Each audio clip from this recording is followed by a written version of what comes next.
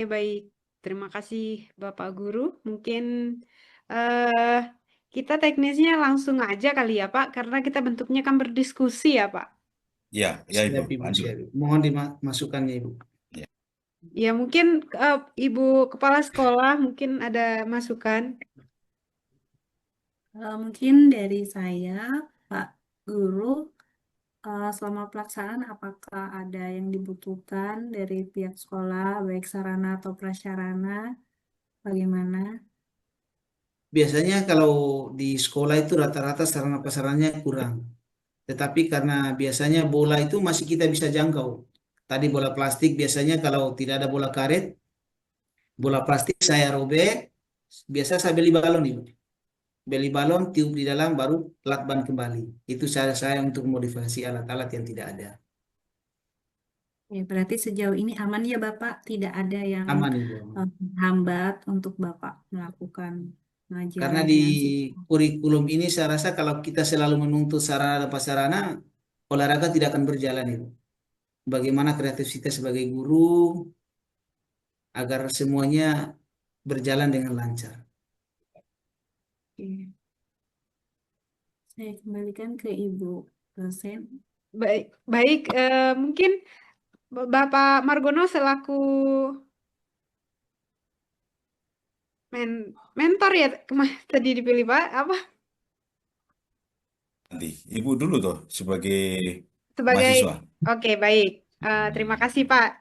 Baik, mungkin Bapak Guru izin terkait Iya, dalam modul ajar atau RPS materi atau topik sepak bola.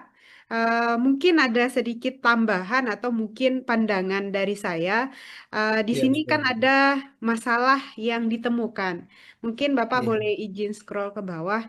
Nah, di sini kebanyakan kebanyakan siswa itu eh, nilai-nilai yang tertanam di dalam permainan olahraga kayak jiwa sportivitas itu tuh biasanya di dalam kehidupan nyata itu tidak ada sinkronisasi pembelajaran nilai-nilai yang tertanam di dalam olahraga itu dalam kehidupan nyatanya seperti itu. Nah, kebanyakan contohnya malah jiwa yang sportivitas yang harusnya tertanam dalam aktivitas olahraga malah ketika siswanya di luar itu malah kayak bikin masalah atau onar seperti itu. Nah, harapannya sebenarnya kan masalah-masalah yang terjadi di lingkungan masyarakat, anak yang biasa suka demo atau mungkin anak yang suka bikin onar atau berantem gitu. Nah, nilai-nilai yang seperti itu yang seharusnya sebenarnya yang tertanam di dalam pembelajaran olahraga gitu. Nah, sehingga tujuan dalam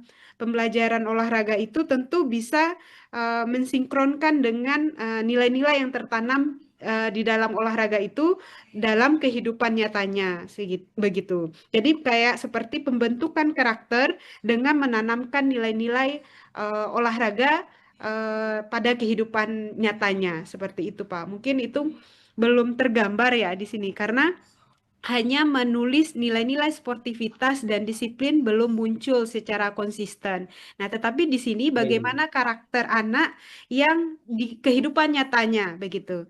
Nah, harapannya dengan pembelajaran olahraga, tentu nilai-nilai yang tertanam dalam olahraga tersebut bisa membentuk karakternya bukan hanya di dalam kelas, tetapi juga di kehidupan nyatanya. Begitu, Pak. Terima kasih Ibu. Bentar, saya menyempurnakan sedikit Ibu Iya, mahasiswa dengan apa yang disampaikan kepala sekolah tadi sudah bagus maksimal. Nah, sekarang tinggal Pak Guru ini diminta untuk menulis satu nilai dalam sportivitas ini apa? Sportivitas ini kan banyak sebenarnya. Nah, mungkin ada satu sportivitas yang bisa jadi diukur dalam olahraga ini. Seperti begini, contoh, kita sering main gaple nih, bermain gaple aja nipu gitu loh.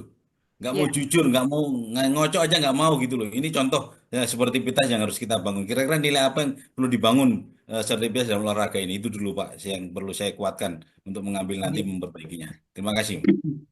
izin Bapak, biasanya kalau saya kebetulan di sekolah juga adalah membina ekstra futsal atau bola. Kita sudah sering bertanding sampai di antar kota ya sampai di Kabupaten Jayapura, apalagi kota Jayapura sudah sering. Biasanya memang kalau anak-anak itu agak susah terima ketika kalah.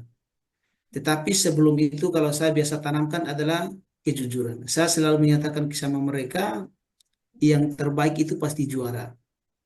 Artinya kalau kita kalah, kita harus mengakui orang itu adalah hebat begitu. Itu biasa yang saya tanamkan. Kita tidak boleh bohong sama diri kita. Contoh misalnya, kadang kala itu kalau siswa melihat misalnya wasitnya curang, wasitnya curang ya, padahal itu bola tadi kena tangan, hands misalnya. Tapi kalau di luar itu kalau saya sampaikan, kalau wasit itu bukan Tuhan saya bilang. Wasit itu adalah sama manusia kayak kita. Ketika dia sudah membelakangi, otomatis pasti tidak akan lihat. Nah, itu artinya di luar batas kemampuan kita dan kita harus akui bahwa itu orang itu adalah hebat. Makanya saya selalu menanamkan dan nilai kejujuran kalau saya pribadi. Mohon dikoreksi kalau salah, Bapak. Terima kasih Pak Guru, berarti sudah ada nilai ini kejujuran. Yang berikut mungkin Pak Guru dalam kegiatan ini eh, ada nggak sebuah motivasi begitu sepak bola ini pasti kan ada ya mungkin disenggol begitu jatuh, ada nggak keinginan untuk membalas gitu menjatuhkan kembali. Nah ini sudah ada briefing nggak kepada pemain atau anak-anak kita untuk bahwa kalau kita disenggol, dijatuhkan, disakiti tidak membalas supaya tidak terulang-ulang kasusnya ini saling menjatuhkan begitu. Kira-kira bagaimana Pak Guru? Ya, izin Bapak. Biasanya memang menerima istilahnya kalau kita sudah dijatuhi atau sudah didorong sama teman, biasanya susah sekali untuk menerima. Karena di dalam hati itu, hati yang paling dalam lah orang-orang bilang, rasa jengkel itu pasti ada. Tetapi saya selalu bilang bahwa permainan ini adalah untuk mencari teman. Dalam artian mencari teman itu ya lewat bola ini kita bisa bertemu dari orang yang tidak tahu menjadi tahu, dari orang yang tidak pernah lihat kita bisa ketemu. Nah, di sini jangan dijadikan bahwa yang namanya silaturahim itu dengan cara yang salah pun itu adalah cara Tuhan untuk mempertemukan kita. Cuman agak susah kalau kita sampaikan jangan balas nak.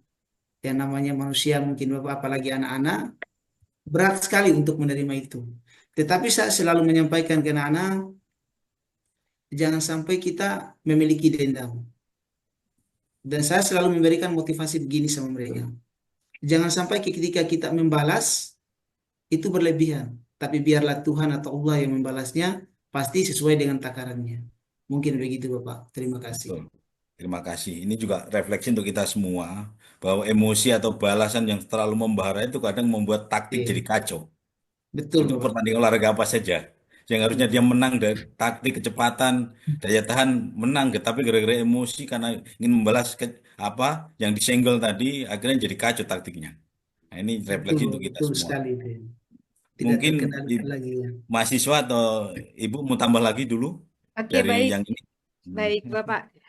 Memang sebenarnya perlu kita sadari kalau pandangan saya dalam proses pembelajaran tujuannya harus tidak melepaskan tujuan pembelajaran pada dasarnya. Karena kalau di dalam proses pendidikan PJOK di sekolah itu kan tujuannya bukan mencapai prestasi begitu, Bapak. Jadi Betul memang Ibu. perlu ditanamkan pada anak bukan prestasi yang dikejar, tetapi bagaimana menanamkan nilai-nilai yang tertanam dalam aktivitas olahraga itu pada karakter si anak begitu. Jadi bagaimana kejujurannya, bagaimana kerjasamanya, bagaimana sportivitasnya seperti yang Bapak sampaikan.